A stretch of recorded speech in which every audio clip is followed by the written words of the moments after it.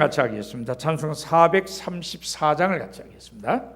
434장 조금 빠르게 같이 부르도록 하겠습니다.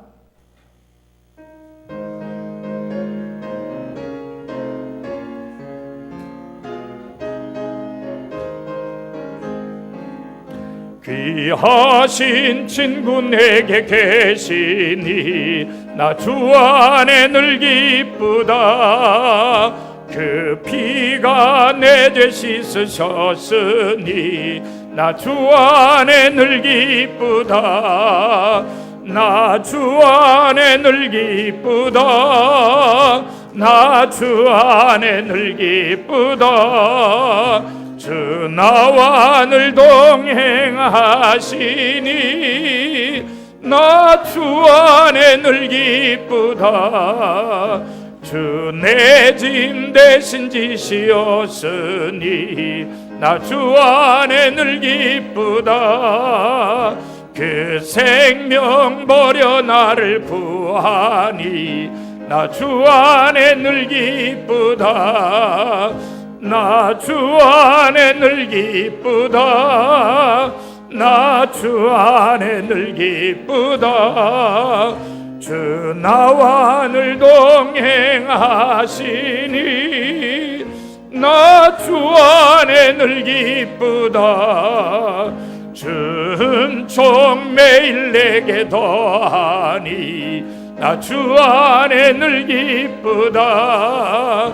그 악한 죄악에서 지키니 나 주 안에 늘 기쁘다. 나 주 안에 늘 기쁘다. 나 주 안에 늘 기쁘다. 주 나와 늘 동행하시니 나 주 안에 늘 기쁘다. 아멘. 올해 세번맞이 영성 부흥의 주제는 너희는 나를 누구라 하느냐입니다. 첫날에는 초대교회에서 가장 널리 사용된 이 주라는 예수님의 호칭에 대한 말씀을 여러분이 들으셨습니다. 하나님께서 여러분도 진정한 의미에서 예수님을 주님이라고 부르도록 하기 위해서였습니다. 곧 예수님께서는 죽음을 정복하고 부활하셨다는 믿음, 또 예수님께서는 지금도 이 세상을 다스리신다는 믿음, 더 나아가서 예수님 다시 오셔서 믿는 사람들에게 상 주신다는 믿음으로 예수님을 주님이라고 부르기를 원하신 것입니다. 아울러 하나님께서는 여러분도 예수님께 붙들린 종으로 살도록 하기 위해서 주님이라는 예수님의 호칭에 대한 말씀을 듣게 하셨습니다. 주님의 뜻을 잘 헤아리고 그 뜻에 복종하며 영광이 주님께 돌려지기를 원하신 것입니다. 어제 여러분은 예수님께서는 하나님의 뜻에 온전히 순종하심으로써 하나님의 아들로 인정받으셨다는 말씀을 들으셨습니다. 하나님께서 여러분도 하나님의 뜻에 온전히 순종하심으로 하나님의 딸로, 하나님의 아들로, 하나님의 자녀로 인정받아야 한다고 주신 말씀입니다. 오늘은 또 다른 예수님의 호칭에 대해 살펴보면서 은혜를 나누고자 합니다. 열애가 지났습니다마는 젊은 사람들 사이에서 야, 이 돌대가리야 라는 말이 유행한 적이 있었습니다. 연세 드신 분들께는 야, 이 돌대가리야 하는 말이 낯설지 않을 겁니다. 어쩌면 한때 귀에 익숙했던 말일지도 모르겠습니다. 물론 여러분들에게 절대로 해당되는 말이 아니었고요, 다른 사람들에게 해당되어서 이런 말을 아마 다른 사람에게 하는 것을 많이 들으셨을 겁니다. 제가 다닌 시골 학교에는 그런 것이 없었습니다만은 제가 고등학교 다닐 때에 도시의 일부 학교에서는 성적에 따라 우열반을 나누었습니다. 그래서 거기서 나온 우스갯소리가 누구는 석두반에 있다, 누구는 철두반에 있다. 안 우는 거 보니까 이상하네. 예. 그렇게 우열반을 이제 구분해서 운영하다 보니까 공부 못하는 반에 들어가 있는 아이들한테는 뭐 석둔이, 철둔이 이런 말들을 막 썼던 시절이 있었습니다. 이제는 거의 모든 학교가 다 평준화되었고 학생들의 인권 존중 차원에서도 좋지 않아서 우열반 편성은 사라졌습니다. 따라서 이 돌대가리란 말도 사용할 일이 없어졌습니다. 그런데 이 말이 우리 사회에 한때 다시 유행하게 된 것은 모 방송국의 인기 드라마였던 외과 의사 봉달희 때문이었습니다. 그 당시 제 아들이 자기 학교 병원에서 이 드라마를 찍는다고 해서 보길래 저도 한두 번 같이 본 적이 있습니다. 이 드라마에서 의사 안중근, 저기 의사 말고 병원의 의사 안중근 역을 맡은 이 범수가 레지던트 1년 차인 봉다리 역을 맡은 이 요원에게 화를 낼 때마다 하는 소리가 이 돌대가리야 였습니다. 근데 이 말을 한두 번 사용한 게 아니고 매마다 여러 번씩 이 돌대가리야, 이 돌대가리야, 이 돌대가리야. 그러다 보니까 이 말이 유행하게 되었습니다. 돌대가리라는 말은 분명히 부정적인 뜻을 가지고 있습니다. 그런데도 이 말이 왜 유행했느냐? 드라마 속에서 이 말을 듣는 사람이 의대 출신의 레지던트였기 때문입니다. 자, 여러분, 돌대가리의 사전적인 의미가 뭘까요? 몹시 어리석거나 둔한 머리를 얕잡아 이르는 말. 이게 사전의 설명입니다. 그런데 이 드라마 속에서 이 돌대가리야라는 말을 듣는 사람은 최고의 성적이라야 갈 수 있는 의대 출신이니까 이 재미있어서 유행어가 된 겁니다. 저는 보지는 않았습니다만 며칠 전에 PD수첩에서 이 의대생들에 대한 그걸 취재를 했다 그래요. 전 뭐 신문 기사만 통해서 잠깐 보았습니다만은 요새 우리나라 의대 관련 학생들이 넘쳐난다 그러죠. 그래서 수능 시험을 본 학생 중에 상위 몇 %까지가 의대를 가느냐? 0.5%가 간다 그래요. 의대를. 그런데 너도 나도 의대를 가려고 하기 때문에 요즘 쓰는 유행어가 모든 의대 다 간 다음에 그 다음에 서울대 간대요. 그러니까 의대는 어느 대학 의대인지 간에 서울대보다 위라는 거예요. 모두 다 의대를 1순위로 하고 못 가면 이제 그 다음에 서울대 간다. 이런 말이 나올 정도라 그래요. 그러니까 의대 가기가 이렇게 어려운데 그 어려운 의대 들어가서 공부 다 하고 끝난 다음에 레지던트인데 이 돌대가리야 그러니까 얼마나 무서워요.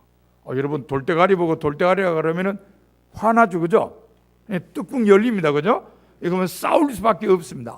그런데 이건 뭐 수능 상위 0.5% 안에 드는 사람한테 이 돌대가리야 그러면 그냥 그거는 웃고 말죠. 그래서 이 말이 유행했습니다. 근데 재밌는 건요, 사람 신체의 일부분인 이 머리, 이거를 돌로 비유하면은 부정적 의미지만 이 사람 전체를 돌로 비유하면은 이건 굉장히 긍정적인 의미가 됩니다.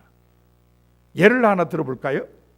금석지인이라는 사자성어가 있습니다. 자, 쇠금, 돌석, 어조사지, 사람인입니다. 금석지인, 이 말의 뜻이 뭐냐면은 쇠나 돌처럼 굳고 변함이 없는 사람이라는 뜻입니다. 이런 사람 좋은 사람이에요, 나쁜 사람이에요? 좋은, 최고였어요. 어디 가서 이런 사람 신랑 가면 맞는다 그러면 최고였죠. 만약 친구 중에 이런 사람이 있다, 최고입니다. 남편 중에 이런 사람이 있으면 그건 제가 잘 모르겠습니다. 왜냐하면 이런 사람들의 성격이 보통 무뚝뚝하고, 그죠? I love you 같은 얘기 잘 안 하는 것 같고. 그러나 어쨌든 공동체나 이 사회 전체적으로 또는 제3자가 볼 때 이런 사람은 굉장히 좋은 사람, 진짜 굉장히 좋은 사람을 지칭할 때 이런 말을 쓰는 겁니다. 그런데 더 놀라운 것은 신약 성서에 예수님을 돌로 비유하는 말이 있다는 것입니다. 어떤 말이냐? 바로 모퉁이 돌이라는 말입니다.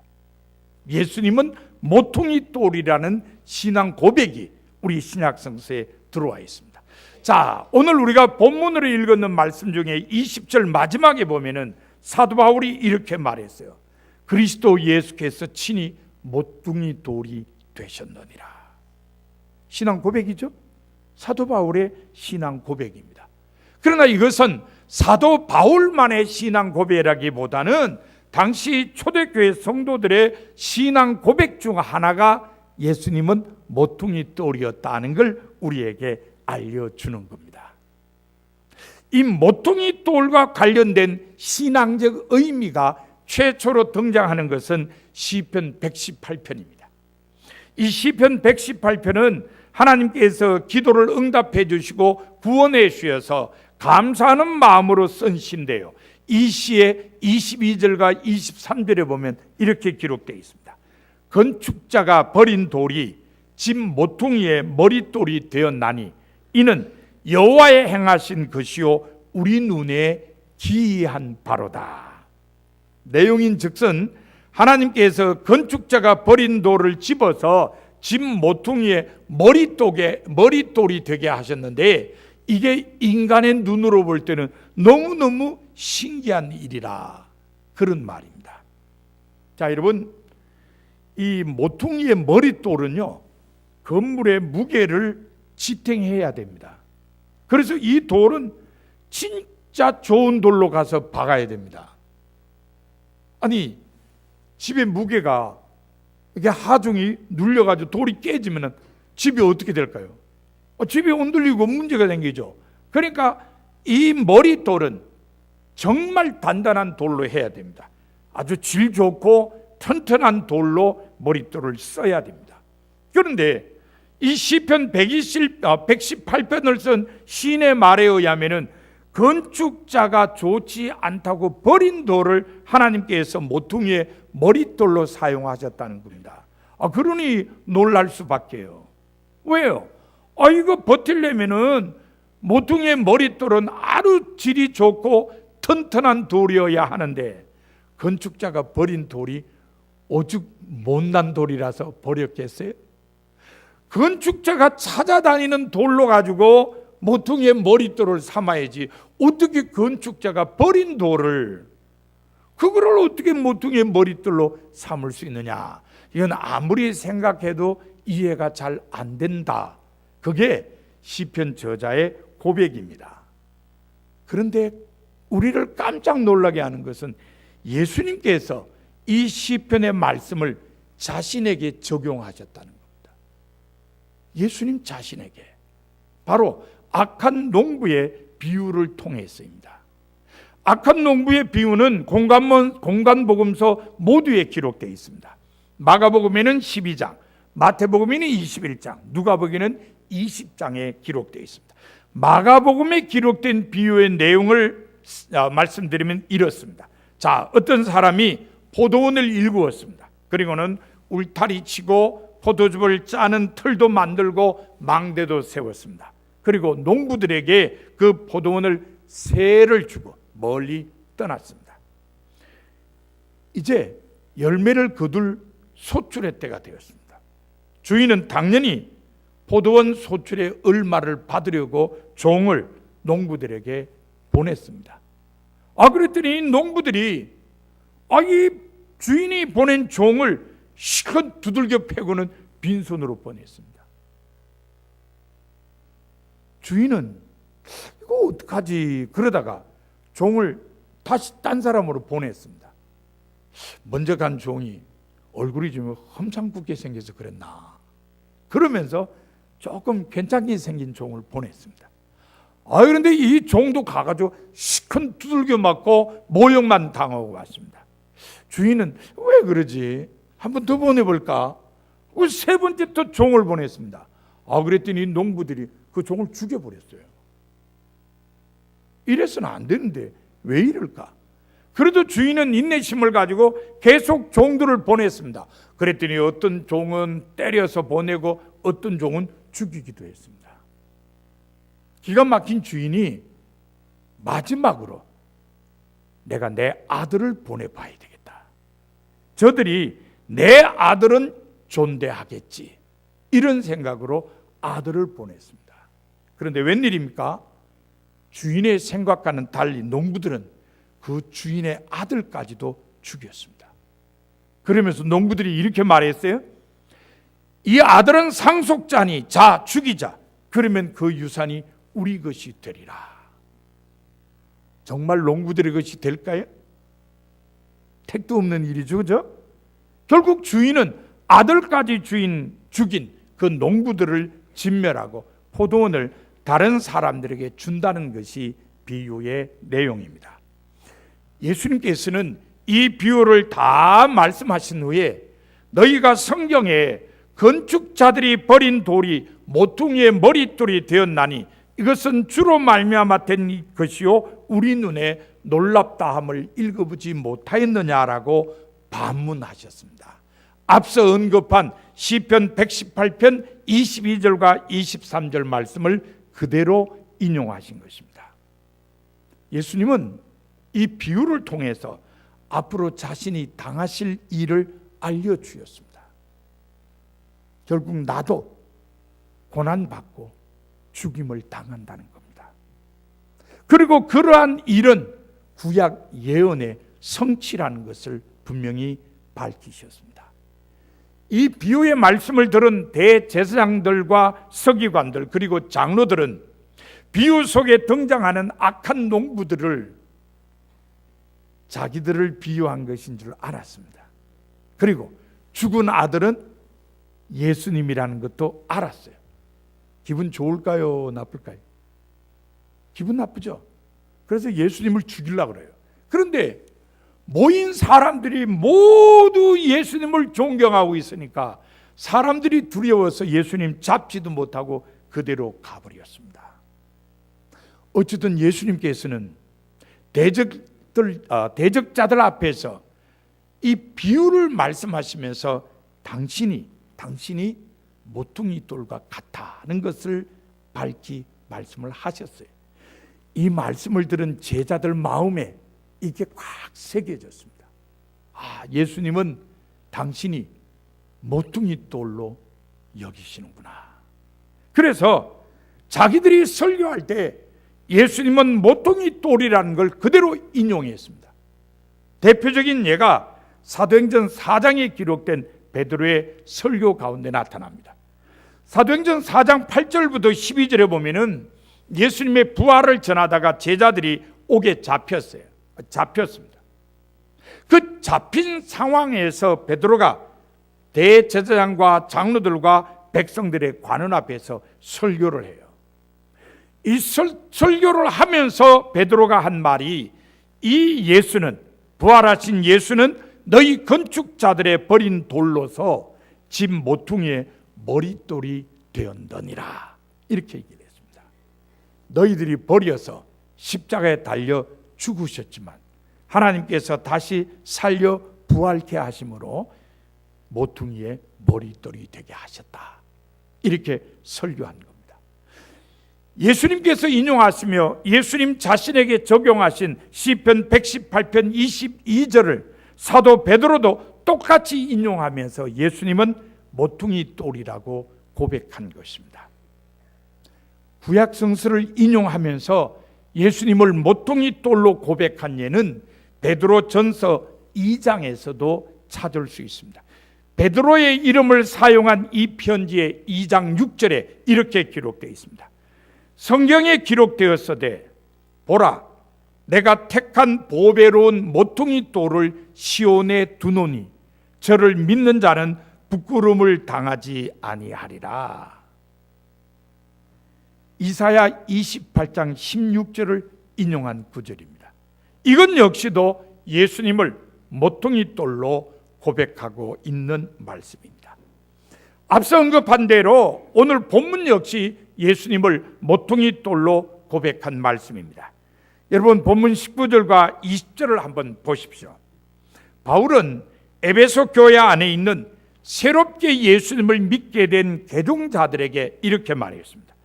그러므로 이제부터 너희는 외인도 아니요 나그네도 아니요 오직 성도들과 동일한 시민이요 하나님의 권속이라. 너희는 사도들과 선지자들의 터 위에 세우심을 입은 자라. 그리스도 예수께서 친히 모퉁이 돌이 되셨느니라. 자, 이렇게 보면은 신약성서 여러 군데에 예수님은 모퉁이 돌이다 하는 신앙 고백이 나타나고 있음을 보게 됩니다. 그렇다면 우리가 당연히 물어야 되겠죠? 왜 예수님을 모퉁이 돌이라고 했을까? 왜 이렇게 고백을 했을까? 우선적으로 생각할 수 있는 것은 예수님께서 고난받으시며 십자가에 달리셨지만 부활함으로써 승리하셨다는 겁니다.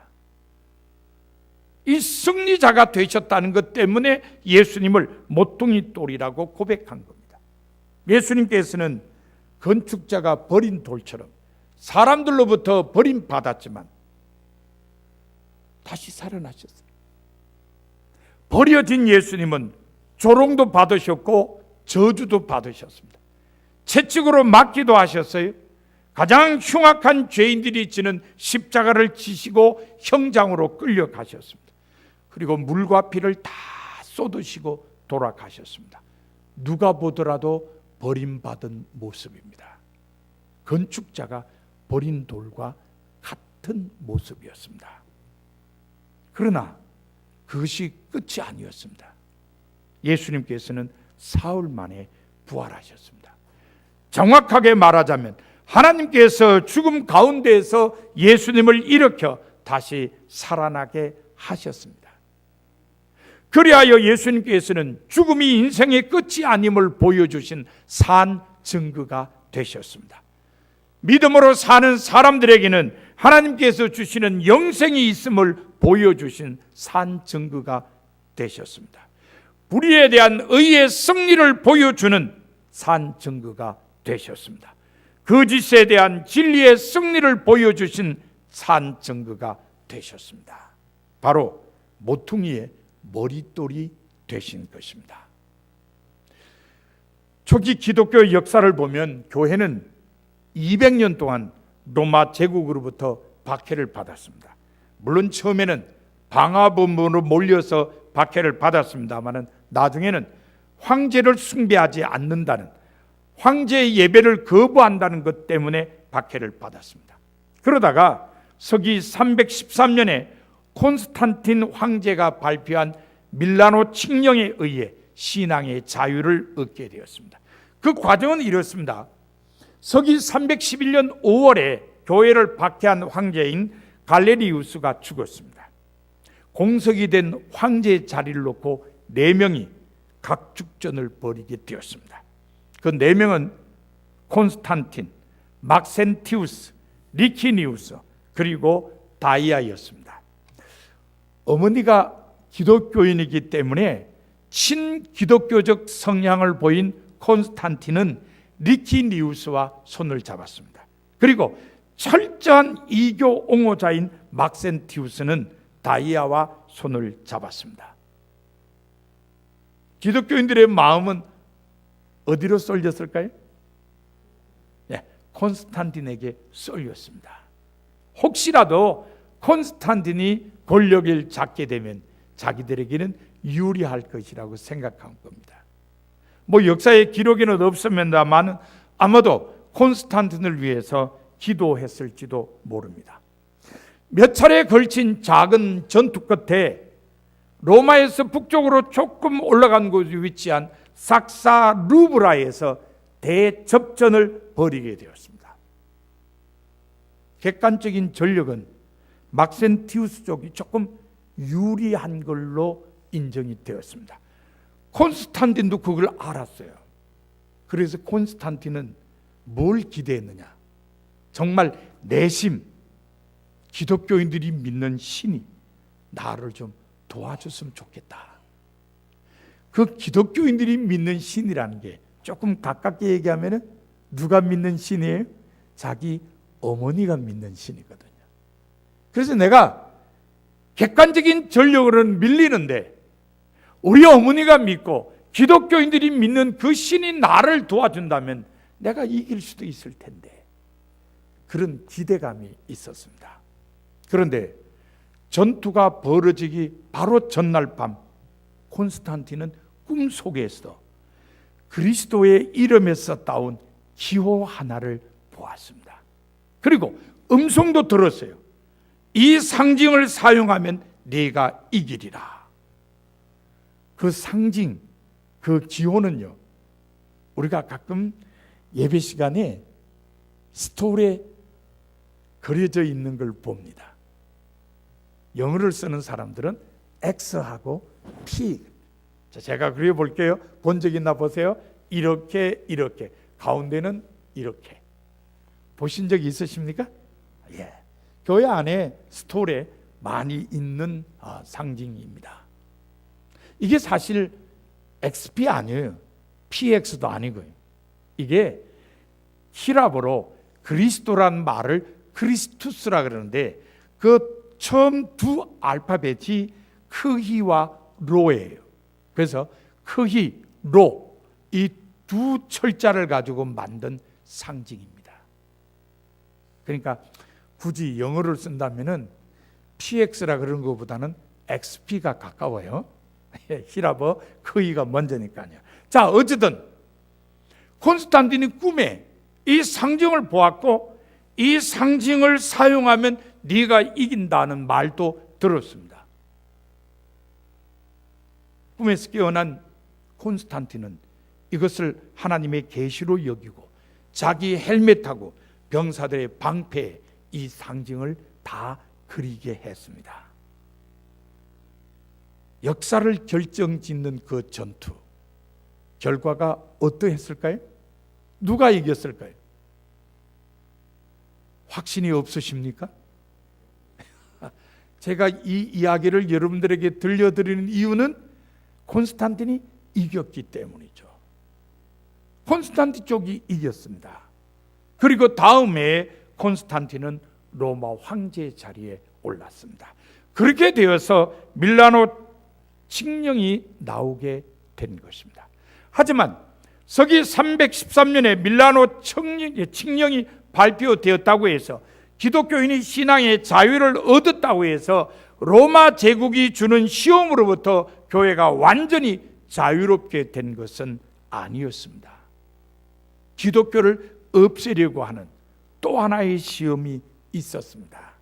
바로 배교자로 알려진 줄리안 황제의 박해였습니다. 밀라노 칙령을 발표한 콘스탄틴 황제는 서기 337년 62세 때에 병으로 세상을 떠났습니다. 그 후에 로마 제국은 콘스탄틴의 세 아들에 의해서 분할 통치가 되었습니다. 14년이 지났습니다. 큰아들과 셋째 아들은 죽었습니다. 둘째 아들만 남았습니다. 그래서 서기 351년부터 로마는 둘째 아들인 콘스탄티우스가 황제가 되어서 다스렸습니다. 하지만 콘스탄티우스의 집권 횟수도 오래지 않았습니다. 10년이었습니다. 10년 후인 서기 361년에 콘스탄티우스도 죽었습니다. 그 다음에 그의 사촌 동생인 줄리안이 황제 자리에 올랐습니다. 줄리안은 자기 사촌 형이자 직전 황제인 콘스탄티우스를 매우 증오했습니다. 그 이유는 콘스탄티우스가 자기 아버지를 살해했다고 생각했기 때문입니다. 역사를 거슬러 올라가면은 줄리안의 아버지와 친척들은 콘스탄틴 황제의 장례식이 끝난 지 한 달 만에 피해 숙청이 일어나서 죽고 말았습니다.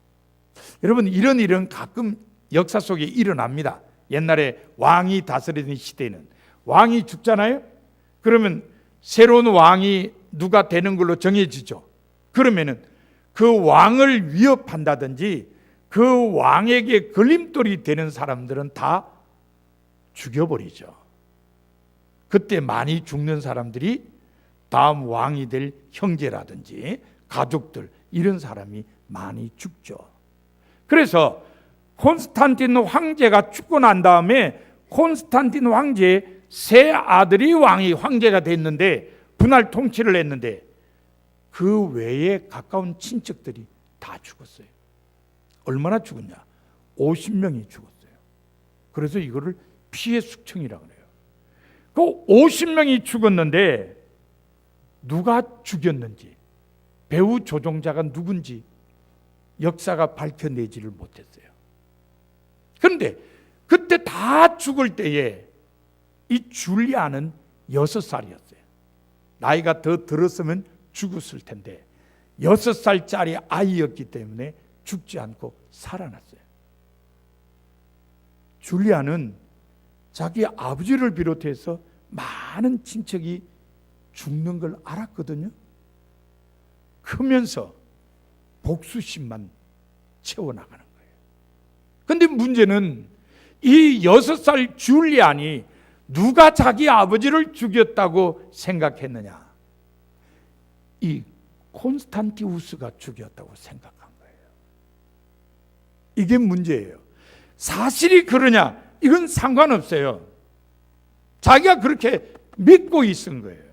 그래서 콘스탄티우스가 자기 아버지를 죽였다고 늘 증오심을 가지고 살았는데 콘스탄티우스 황제가 죽었어요. 그리고 자기가 황제가 되었어요. 콘스탄티우스가 살아있으면 복수를 할 텐데 죽었어요. 복수를 못하죠.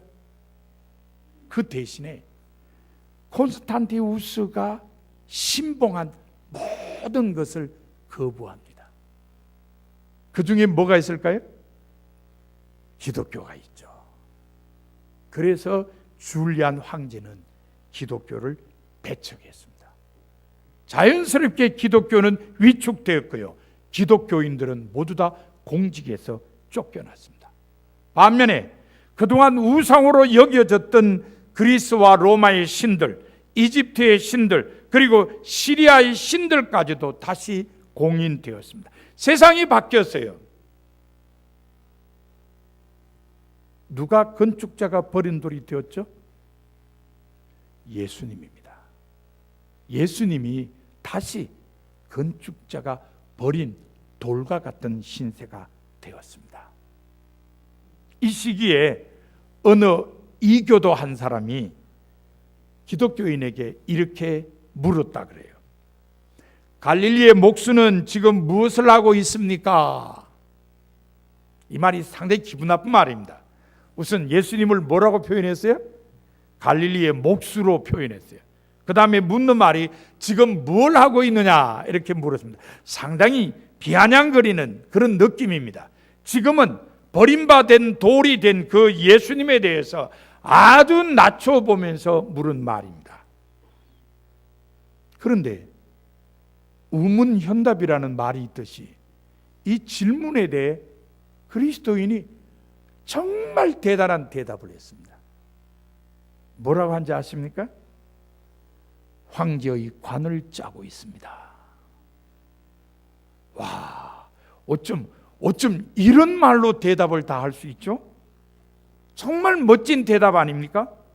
저 사람이 예수님을 갈릴리의 목수라고 했어요. 자, 목수가 박해하는 황제를 위해서 할 수 있는 일 중에 제일 기똥찬 일이 뭡니까?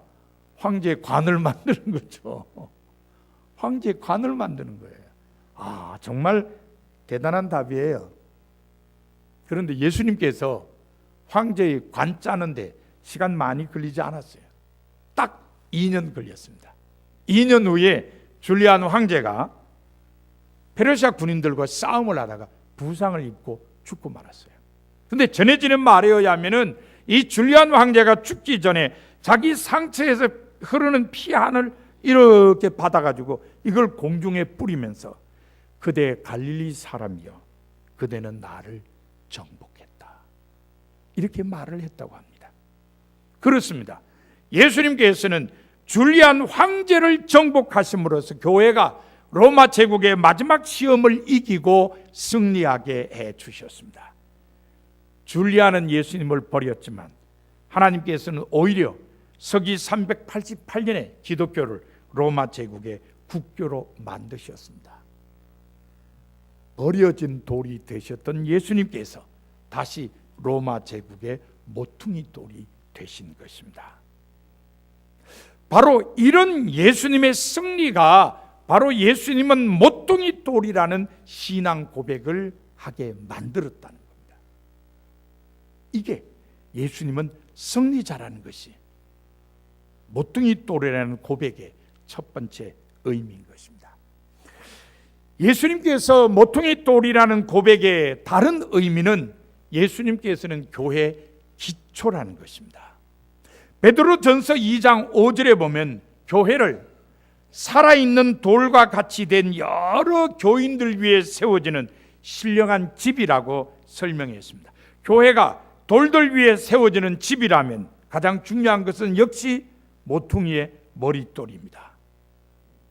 건물과 기초를 연결하는 이 모퉁이 돌은 건물을 지탱시켜주는 기둥을 바치고 있습니다. 그렇기 때문에 이 모퉁이 돌을 빼는 순간 기둥이 무너지고 건물은 붕괴되고 마는 것입니다. 예수님께서 모퉁이 돌이라는 고백은 예수님을 빼는 순간 교회는 붕괴되고 만다는 것을 깨우쳐 줍니다. 예수께서 교회를 세우시는 기초이시라는 것입니다. 그러므로 예수님을 기초로 결합되어 하나가 될 때에 비로소 교회가 지탱된다는 것을 알 수 있습니다. 하지만 유감스럽게도 어떤 교회들은 교회라고 하면서도 예수님이 아니고 인간적이고 세속적인 요소가 기초가 되어서 보는 사람들의 마음을 아프게 하는 경우가 있습니다. 한때 우리나라를 위협하던 이단 가운데 전도관이라는 단체가 있었습니다. 1955년에 박태선 장로가 만든 신흥 종교로 정식 이름은 한국 예수교 전도관 부흥협회입니다. 나중에는 한국 천부교회로 이름이 바뀌었습니다. 그런데 박태선 장로는 처음부터 신흥 종교의 교주는 아니었습니다. 이분은 신유의 은사가 있어서 많은 병자를 고치는 이적을 행했다고 합니다. 저는 본 적이 없습니다만은 제가 듣기로는 이 한강 백사장에서 집회를 하는데 사람들이 구름대같이 모였다 그래요. 이 연세 많으신 어른들은 그때를 기억하시더라고요. 사람들이 많이 모여서 말씀을 듣는데 장로님인데도 말씀을 은혜스럽게 잘 전하셨다 그래요. 그래서 말씀 잘 전하시죠. 가끔 병자가 고침받는 이적이 일어나죠. 그래서 사람들이 많이 추종했다 그랬어요. 그래서 이 박혜선 장로가 자기를 추종하는 사람들을 모아서 공동체를 만들었어요. 그게 뭐죠? 신앙촌이죠. 지금도 보면 신앙촌에서 나오는 물건들을 시중에서 팔기도 하는데 어쨌든 부천이라든지 그 다음에 여기 남항주 옆에 덕소 이쪽에도 다 신앙촌이 있었어요. 사람들이 많이 몰려서 공동체 생활을 했습니다. 자기 가진 재산을 다 거기다 넣었어요. 제가 전임 목회지에서 목회할 때 여자 권사님 한 분이 당신 어머니가 아버지가 남겨준 재산 다 가지고 거기 들어가서 자기도 거기 들어갔다 고생만 하고 나왔다 그래요. 그런 얘기를 합니다. 자, 많은 사람들이 재산 빨아서 거기 그냥 들어가서 은혜 생활하겠다고 들어갔는데 오래 지나지 않아서 이 박태선 장로가 자기를 뭐라고 칭했느냐? 상제 하나님이다. 이게 뭐 하는 일이에요, 이게? 자기가 하나님이래. 앞에 수식어 다 빼도 돼. 유일한 상제 다 빼도 돼. 자기가 하나님이래. 그 다음부터는요, 하나님처럼 행세하는 거예요. 누가 감히 하나님의 말에 거역을 해? 자기 말 한마디면 다 되는 거예요. 이래서 우리나라 교회가 그를 이단으로 분류해버리고 말았습니다. 이 사람만 그랬냐? 아니에요. 오늘날에도 교회라는 이름을 붙이면서도 실상은 하나님 자리에 앉은 사람에 의해서 좌우되는 단체가 얼마나 많아요. 우리는 그것들을 다 이단이라 그래요. 왜요? 그거는 예수님이 기초가 아니다.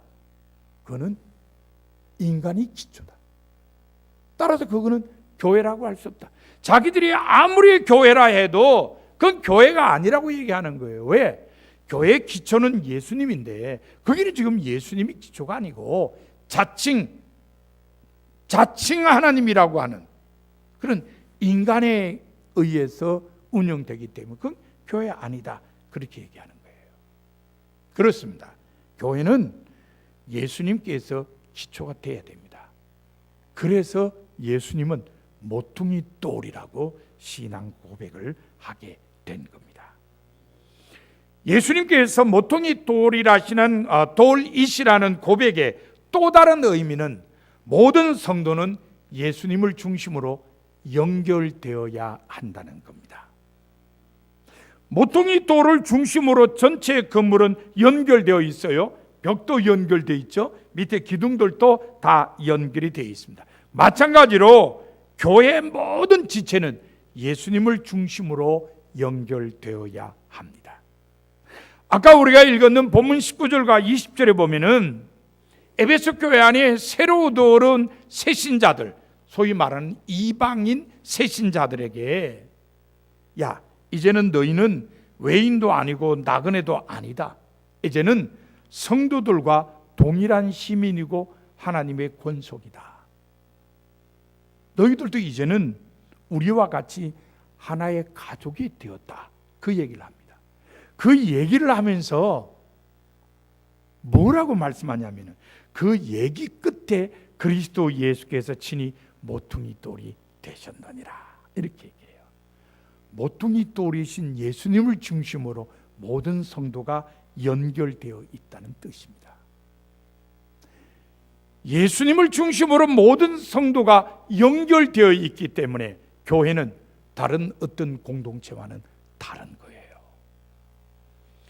신사참배로 순교하신 주기철 목사는 평양에 있는 산정연 교회에서 목회를 했습니다. 그런데 그 교회는 그 당시 민족 지도자인 조만식 선생이 장로로 있었습니다. 조만식 장로는 주기철 목사의 스승이기도 했습니다. 어느 날 조만식 장로님 집에 손님이 와가지고 손님과 대화를 하다가 예배 시간에 조금 늦었어요. 주기철 목사가 강대상에서 예배를 인도하다가 조만식 장로 늦으니까 오늘 예배 시간에 늦었으니까 뒤에 서서 예배 드리세요. 그렇게 얘기를 했어요. 그 말을 듣는 순간에 깜짝 놀란 사람은 조만식 장로가 아니라 교인들이었습니다. 야, 이 큰일 났다. 이거 아무래도 오늘 우리 교회 무슨 일이 생기겠구나. 아니 저 어쩌자고 젊은 제자 목사가 아예 스승인 조만식, 이 민족의 위대한 지도자 조만식 장로에게 서서 예배를 드리라고 말할 수 있는 이거 오늘 우리 교회에 큰일 났다. 교인들이 조마조마 그런 마음으로 예배를 드렸어요. 자, 설교가 끝나고 헌금하는 시간이 됐습니다. 그때는 다 헌금 바구니 돌려서 헌금했죠. 헌금 바구니 다 앞에 온 다음에 주기철 목사가 조만식 장로에게 봉헌 기도하세요 그랬어요. 그랬더니 조만식 장로가 봉헌 기도를 시작하면서 예배 시간을 지키지 못한 자기 잘못을 용서해 달라고, 내가 잘못해서 목자의 마음을 아프게 한 이것을 용서해 달라고 먼저 회개의 기도를 하고 그 다음에 봉헌 기도를 이어서 했대요. 어떻게 이런 일이 일어날 수 있습니까? 제자가 스승급 되는 장로에게 서서 예배 드리라고 그러고 나중에 그 스승인 저 장로는 그냥 자기가 예배 시간 늦게 와서 미안하다고 그러고 제자의 목사의 마음을 아프게 해서 미안하다고, 그런 회개의 기도를 드리는 이런 일들, 교회 밖에서는 일어날 수 없는 일이 교회 안에서 일어나는 겁니다. 왜 이런 일이 일어나느냐? 주기철 목사도 조만식 장로도 예수님으로 연결되어 있었기 때문입니다. 스승과 제자가 아니라 예수 그리스도로 연결된 성도이기 때문에 그런 일이 가능했다는 겁니다. 인간적으로는 무척 서운했겠죠. 하지만 예수 안에서 하나가 된 사람들은 언제나 예수 그리스도를 중심으로 연결되어 있기 때문에 이해하고 용서하고 받아들일 수 있는 일이 된 것입니다. 그렇습니다. 교회의 모든 지체는 예수님을 중심으로 연결되어야 합니다. 그것이 예수님께서 모퉁이 돌이시라는 고백이 주는 또 하나의 의미입니다. 특히 본문 21절과 22절에 보면 그리스도 안에서 건물 전체가 서로 연결하여 성전이 되어가고 성도들은 성령 안에서 하나님이 거하실 처소가 되기 위하여 그리스도 예수 안에서 함께 지어져 간다고 설명했습니다. 돌들인 성도들이 그리스도 안에서 서로 연결되어 함께 세워져서 하나님께서 성령으로 거하실 성전이 된다는 것입니다. 이렇게 볼 때에 예수님을 모퉁이 돌이라고 하는 고백은 교회는 그리스도 안에서 함께 세워져야 한다는 것을 강조합니다. 어떤 다름과 차이가 있다 하더라도 그리스도 안에서는 그것을 극복하고 하나가 되어야 한다는 뜻입니다. 본문이 기록될 당시에는 유대인과 이방인 사이에 넘지 못할 담 같은 게 있었습니다. 양분법에 의해서 소외와 갈등이 존재했습니다. 특별히 할례부터 시작해서 음식에 이르기까지 반목할 수밖에 없는 요인들이 참 많았습니다. 하지만 초대교회는 이 담을 잘 허물었습니다. 다름과 차이를 끌어안고 같은 하나님 나라 시민으로서 또 같은 하나님의 가족으로 서로를 용납했습니다. 그래서 초대교회는 함께 세워지는 공동체가 되었습니다. 그런데 지금의 교회는 어떻습니까? 다름과 차이를 끌어안고 서로를 가족으로 용납하고 있습니까? 유감스럽게도 그렇지 못한 것이 현실입니다. 다름이나 차이를 틀림으로 간주하고 배척해 버리는 일들이 얼마나 많은지 알 수 없습니다. 하지만 우리가 기억해야 할 것은 그럼에도 불구하고 하나님께서는 지금도 교회는 함께 세워져야 한다고 말씀하신다는 것입니다. 그것이 진정한 교회의 모습이기 때문입니다. 여러분, 인사동에 가시면은 성동교회라는 교회를 볼 수 있을 겁니다. 장로교회예요. 이 성동교회가 한때 굉장한 갈등을 겪었습니다. 뭐 때문에 겪었느냐? 백정들이 성동교회를 나왔어요. 어떤 백정의 아들이 몹시 아팠는데 선교사님이 그 집에 찾아가서 그 아이를 고쳐주었습니다. 그러니까 그 아버지가 온 동네방네 다니면서 백정을 인간으로 취급해 주는 데가 있다. 우리 가보자. 내 아들이 병이 들어 누워있는데 내 아들을 고쳐주러 우리 집을 찾아온 사람이 있다. 모이자. 그래서 몰려갔어요. 거기가 성동교회예요. 아니, 백정들이 교회에 몰려왔는데 어디서 왔어요? 물어보니까 수원에서도 왔다 그러고 저 의정부 쪽에서도 왔다 그러고 멀리서도 왔어요. 그러니까 백정이 뭐 어디 살고 있든지 다 연락해가지고 오게 한 거예요. 아니, 한번 인사로 온 줄 알았더니 아니에요. 매주일 와요. 그러니까 성동교회 터줏대감들인 양반들이 니네 자꾸 오면은 우리가 나간다. 진짜 나갔어요. 진짜 나갔습니다. 나가서 양반들을 위한 교회를 만들었어요. 물론 나중에 합쳤습니다. 나중에 합쳤어요. 하지만 한때는 나가가지고 이쪽은 백정들 중심의 교회, 이쪽은 양반들 교회, 이렇게 나누어서 예배 드린 적도 있어요. 다시 합치기까지는 시간이 많이 걸렸어요. 그리고 선교사들의 설득이 굉장히 오랫동안 계속되었어요. 금방 말 안 들었어요. 복음이라는 게 뭐냐? 교회라는 게 뭐냐? 예수 그리스도께서 왜 십자가에 달려 돌아가셨느냐?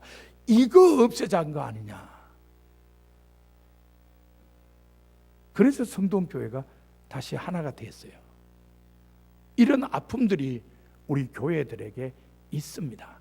그러나 아픔이 있다 할지라도 결국은 다시 하나가 되도록 한 것은 그게 진정한 교회의 모습이기 때문에 그렇다는 겁니다. 제가 가끔 설교를 하면서 저 집사람과 결혼하고 처음 가서 목회한 교회 얘기를 자주 하는데요. 뭐 첫사랑이라고 생각해도 됩니다. 결혼하고 처음 가서 목회했으니까 첫사랑이라고 생각하셔도 되고요. 다른 한편으로는요, 그 사람들이 참 착한 사람들이었어요. 이게 집성촌이라 그러죠. 친척들이 같이 같은 성을 가진 친척들이 모여 사는 동네. 거기도 이씨들이 모여 사는 집성촌이었어요. 그러니까 다 이래저래 연결되는 친척들이니까 누가 그렇게 크게 악하게 살질 않아요. 다들 서로 아는 사람들이니까 다 착하게 사는 사람들이었어요. 저희들이 들어가고 몇 달쯤 지났는데 조금 실성한 여인 한 사람이 우리 동네에 들어왔어요. 그 성은이라는데 사람들이 착하다 보니까 밥을 잘 줘요. 그리고 헛간 같은데 잘 수 있는 자리도 깨끗하게 해주고, 그리고 가끔은 이렇게 얼굴도 한번 물로 씻어 주기도 하고. 이 사람이 이 마을 사람들이 착해서 그런지 안 가요. 보통 실성한 사람들이 한 마을에 오면은 하루 이틀 있다 가잖아요. 안 가는 거예요. 그런데 더 웃기는 얘기냐, 제가 죄송합니다. 제가 웃긴다고 표현해서 교인들이 교회 오니까 같이 따라서 교회 온 거예요. 가만 앉아 있어요. 얼굴 표정만 봐도 나 실성했소 하는 게 드러나요. 뭔 생각을 앉아있는지 하여튼 앉아 있어요. 아마 제가 짐작컨대는 사람들이 착하게 해주니까 이 착한 사람들이 어디가 나오고 따라왔는 것 같아. 근데 교회를 가끔 와요. 그러니까 교인들이 그런 거예요. 그때 제가 전도사였어요. 전사님, 이 사람 예배들이 자꾸 오는데 그냥 두가지는 안 되지 않습니까? 우리가 좀 특별 기도라도 해서 이 사람 좀 고쳐봅시다. 주여, 이 초짜 전도사 어떻게 하라고? 이 정신 나간 사람 기도해서 고쳐주자 그러는데 이게 정말 난처하더라고. 근데 교인들이 기도해서 고치자는데 전도사가 에이 그거 해도 안 돼요. 난 못해요. 그럴 수는 없잖아요. 그래서 그러자고. 그래서 금요일 날 저녁에 그 여인을 가운데도 놓고 빙 둘러서 소위 기도꾼들, 정말 기도 열심히 하는 뜨겁게 한 사람들이 둘러 앉아가지고 이 여인을 위해서 기도하는 거예요. 어이구 여기저기서 방언으로 막 샥샥 나오죠. 전도사라는 사람이 와서 머리에 손을 놓고 막 기도하죠. 이 여인이 굉장히 놀라는 거예요. 표정이 놀라가지고 어쩔 줄 모르고 안절부절하는 거예요. 거기다가 또 어떤 권사님은요, 사탄아 물러가라. 정말 난리가 났어요. 근데 이분이요, 너무 놀라서 그런지 세상에 말 한마디 안 하던 사람이요, 자기 이름을 얘기해요. 이름이 정정남이래. 잊어버리지도 않아요. 제가 정정남이래. 그리고 자기 집이 온양에 있대. 집 찾아갈 수 있냐니까 찾아갈 수 있대. 그래, 그럼 오늘 밤 편히 쉬고 내일 너네 집으로 가라. 알겠다고 대답을 했어. 어이구, 제가 하여튼 그 여인으로부터 말을 들은 건 그날 기도회 유일해요. 말을 들었어요. 다음날 아침에 누가 이 여인을 데리고 가야 될까요? 누가 데려가요? 전도사가 가요? 전도사 안 가요. 전도사 부인이 가지. 그래서 아침에 저희 집사람한테 이 사람 데리고 온양을 가라 그랬어요. 온양 집에 데려다 주라고. 진짜 저희 집사람이 그 사람 데리고 온양 갔어요. 그럼 나중에 오후에 돌아왔어요. 집 잘 찾아갔대. 이거 실성한 사람 같지가 않더라는 거예요. 정신 말짱하게 자기 집 딱 알아가지고 들어갔. 잘 있으라고. 그리고 왔다는 거예요. 그래서 야, 우리 교회가 그래도 큰일했다. 정신 나가가지고 집 잃어버린 사람 기도해가지고 지 이름도 찾아주고 집도 찾아주고, 야, 우리 작은 교회지만 정말 큰일했다. 웬걸요? 한 2주쯤이 되니까 집 밖에서 무슨 소리가 나길래 뭔 소린가 하고 나가봤더니 저를 보더니 안다고. 이게 뭐야, 어떻게 된 거야? 집에 갔는데 말을 안 하거든요. 짐작컨대 또 못 지내고 튀쳐나온 거죠. 그리고 거기가 또 찾아오느라고 그냥 여기서 자고 저기서 자니까 또 시커매가지고 온 거예요. 이 사람 또 왔는데 교인들이 어떻게 해요? 이 사람 자기 집에서 살 수 있는 사람이 아닌가 보다. 그렇게 하고 교인들이 생각을 이렇게 해가지고 잔머리를 좀 굴리다가 이 여인을 산 하나 넘어 있는 이웃 동네에 호레비한테 보내자. 저 생각도 야무지죠? 호레비한테 보내면은 그래도 뭐 음식은 할 수 있을 거 아니냐. 호레비가 잘 좀 씻겨주고 잘 좀 이렇게 건설을 하면은 살 수 있지 않겠느냐. 이렇게 해가지고 둘이 짝을 지어주려고 그랬어요. 장로님이 그 얘기 듣고서는 몹시 화를 냈어요. 정신도 온전하지 않은 사람 오이 소비를 해준다고. 그래도 몇몇 사람들이 다리를 놔줬어요. 근데 결국 잘 안 됐어요. 너무 심하다. 조금이면 어떻게 해보겠는데 너무 심하다. 그래서 잘 안 됐어요. 그랬더니 이분이 가버렸어. 뭐 이런저런 움직임에 대해서 뭔가 느꼈는지 낌새를 알아차렸는지 어느 날 보니까 없어졌어요.